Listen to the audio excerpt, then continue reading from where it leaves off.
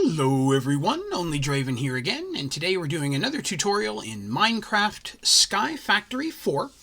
Today we're going to be showing just the very basics of how to start off a simple storage system. And what we're going to be concentrating on today in your advancement book, under the Age of Storage tab, is this top corner up here, which is the 5 parts up here that I currently have blue. So we're going to show how to make these items and how to put them into just basic usage. There are much more advanced ways to use some of the components that I'm starting with today, but this tutorial is just showing how to get started. So right off the bat, any of the materials and such that we're looking at today, if you go into your crafting in the bottom right and you type @simple, you're going to pull up all the different items we're working with today, and by scrolling over those and clicking on it, it will show you the recipes that I'll be working with today. We're going to start by making some storage cables. We're going to need a bunch of those, and that is 6 stone slabs, 3 across the top, 3 across the bottom, and an iron ingot. That'll give you several of those. Next, we're going to need a storage link cable. We'll need some of those, and that's 4 of the storage cables we just made and a chest in the center. The next step is a component we need for a future, that's processing cables. And processing cables is an observer, 4 gold ingots, and 4 storage cables. Now we're going to use those processing cables to make our controller, of which we need 4 of the processing cables, a block of obsidian in the center, and 4 blocks of lapis. That'll give us a controller. Next, we need our storage network master, and that's going to be 4 storage cables, 4 blocks of quartz, and a diamond in the center. We'll need 1 of those. Next is our storage request table, which again is 4 storage cables, a crafting table in the center, and 4 gold ingots. And then lastly, we're going to make the storage remote, which requires 1 storage cable, 4 gold ingots, 2 storage export cables, and 2 storage import cables. Now again, if you're not sure how to make some of those, the storage import and export recipes are right here. Very simple, very common patterns to what we've already made. Unlike a storage link cable, it's just the difference of putting either a piston or a hopper in the center. Okay, so that's what we need to kind of get started. And some of these blocks aren't really needed for the basic setup, but to get all of those advancements, we're going to go ahead and make them all. So let's go over here and grab ourselves some basic supplies that we put together. All right, we're going to start with our storage network master. We're going to go ahead and put that down. Okay, next we want to add our storage request table. Now that just goes right on top there. Easiest way to put it. Now once you have that put together, you can right click on the top, but it's not going to do anything because there's nothing connected to it currently. So we need to connect some inputs. So we're going to go ahead and we're going to drop just a chest down. And any type of chest will work. Now on the side of that chest, we're going to use one of our storage link cables. Now if you just right click on a chest, of course, it's only going to open the chest. So you have to hold down the shift button and right click to get that on there. And then we're going to add a storage cable to that to connect it. You don't have to use the storage cable. You can put the chest closer.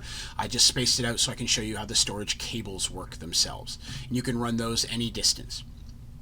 Now, if we open our chest, we throw ourselves some oak wood planks in there. So they're in the chest. Now if we right click on our storage request table, you'll see that we now have access to the items that are in that chest. Oak wood planks, which we can take out. And if we put them back in, they'll appear right back in the chest. So again, taking them out, putting them in our inventory, no longer in the chest, putting them back in, puts them back in the chest. Very, very easy to do.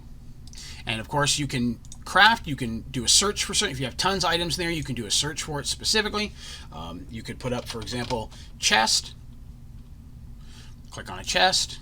If you click the little plus button, that'll put your pattern here. You can then craft directly out of your inventory. Drop that in there. Now we look, get rid of the chest. Click X to clear out your table. Now we have a chest inside our chest. Very, very easy to do. I'm going to go ahead and make it daytime and we'll continue. All right, so you can do this with multiple different chests. So if we put a second chest down, set it up the exact same way, and again, you don't have to leave the extra space here. You can have the chest right next to it and have the cables connecting on the back. I'm just setting this up so you can see it a little easier. And then we open up this second chest, we throw some gold ingots in there.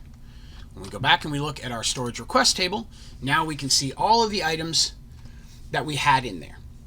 And the two different chests are now combined.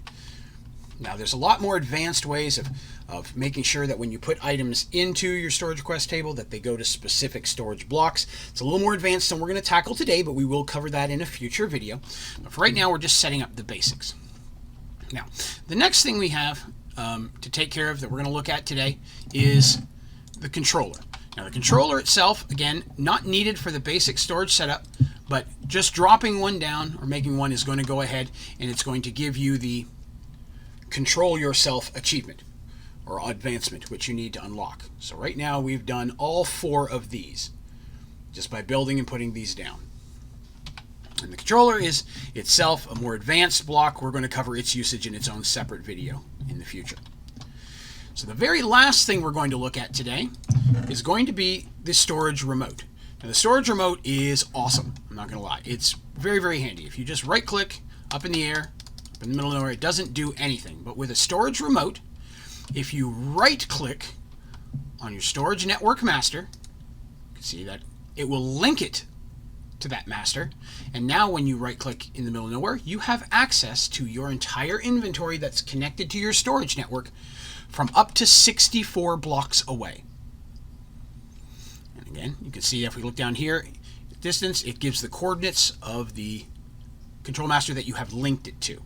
And you can craft from this, you can access, you can take items, putting them in and out of your storage from remotely away.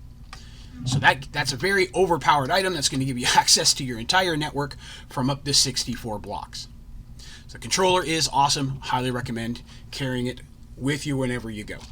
Now, if you're traveling far away, 64 blocks may not be enough. Now, there is a more advanced version of this.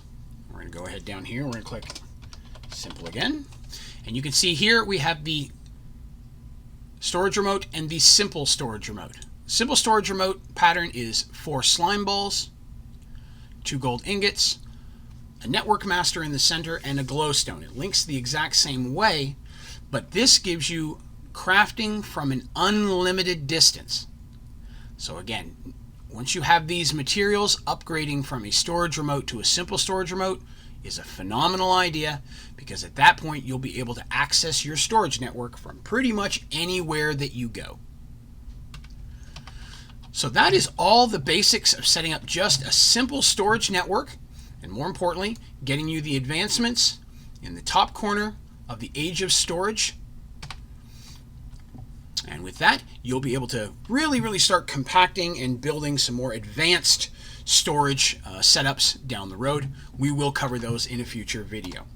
So I'd like to thank everyone for watching today. If you found the video helpful, please be sure to click like, as well as be sure to make sure you hit subscribe. That way you'll see all my videos and content as I post it, as well as all of my tutorials. If you have any questions or comments or even recommendations for other tutorials you'd like to see in Sky Factory 4, please be sure to put them down in the comments as well. I'm always looking for recommendations. Thank you very much for watching. Have a great day.